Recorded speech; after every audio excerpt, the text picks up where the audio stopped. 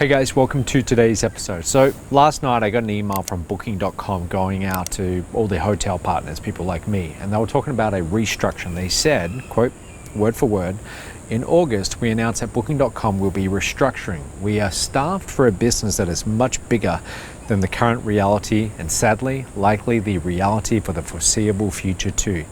We've done all we can to save jobs, but we have come to accept that we need to make changes to ensure that we continue to support both our mutual customers and our partners in the months and years to come.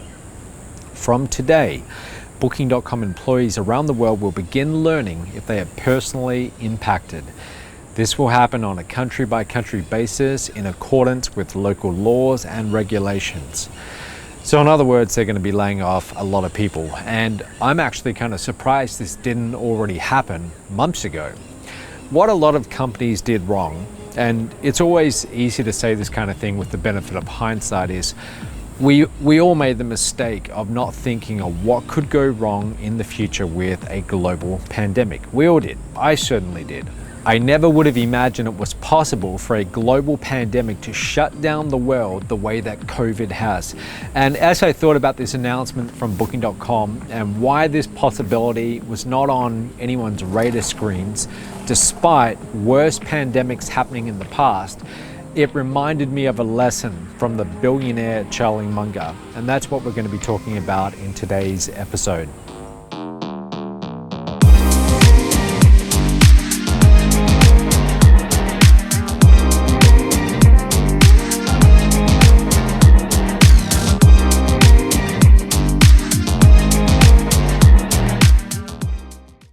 So I first heard of Munger as being Warren Buffett's equally brilliant business partner, both of them billionaires, but with Munger, the lesser known. And one of his most famous quotes is, "All I want to know is where I'm going to die, so I'll never go there," which relates to a way of thinking that he uses called inversion. So whenever Munger is considering a deal, he'll ask himself the question, what could go wrong? Now, often in these situations, people want to be optimistic, and it's great to be optimistic. But thinking and preparing to avoid the downside is a highly useful approach. It's the same thing with getting something we want. We tend to think of actions that would get us the item rather than thinking about avoiding the things which would prevent us from getting the item.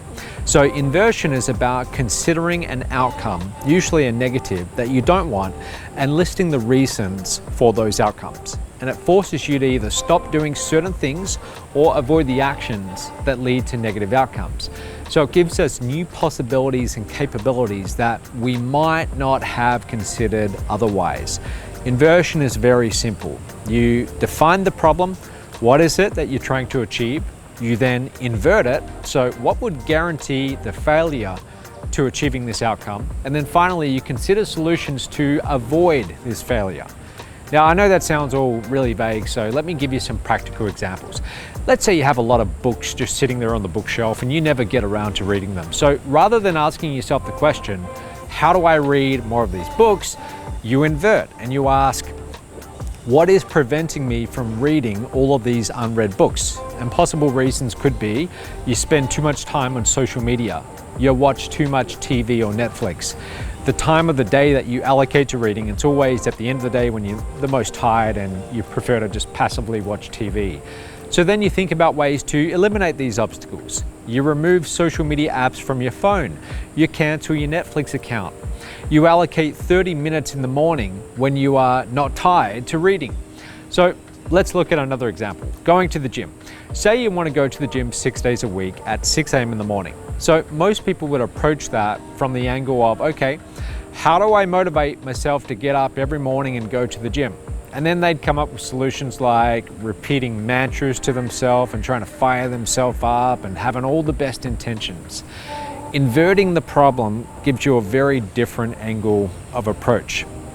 So instead what you do is you identify all the things that would stop you from going to the gym 6 days a week, like not sleeping early enough and being too tired to get up, not having clean workout clothes ready, not having a backup plan if the gym is closed.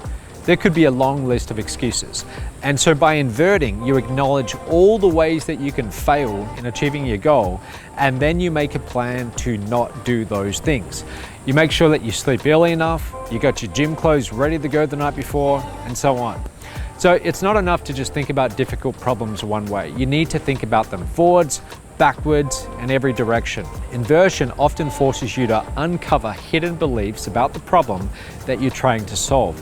Rather than think about what makes a good life, you can think about what prescriptions would ensure misery. As Munger has said, avoiding stupidity is easier than seeking brilliance. Okay, so that's it for today's episode. Don't forget to subscribe, and don't forget to go and check out strivecourses.com to learn about all of our latest training programs to teach yourself new skills. All right, so I'll see you tomorrow. Thanks again, and we'll speak soon.